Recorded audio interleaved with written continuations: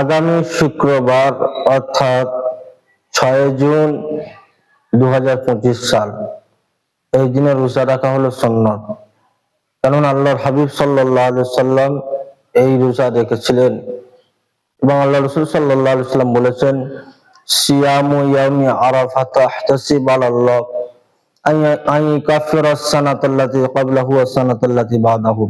অর্থাৎ যে ব্যক্তি বা যিনি আরাফার দিনে রোজা রাখবেন, এ বিষয়ে আমি আল্লাহর কাছে আশাবাদী, আল্লাহ রাব্বুল আলামিন তাকে গত 1 বছর এবং তার পরের 1 বছরের গুনাহকেও আল্লাহ তাআলা মাফ করে দেবেন।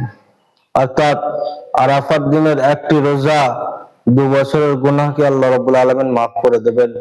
আর সেটি হলো আগামী শুক্রবার অর্থাৎ 6 জুন 2025 সাল।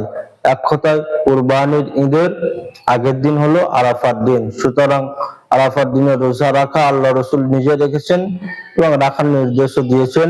আর এই এক রোজার পরিবর্তে আল্লাহ পাক 2 বছরের সওয়াব দেবেন।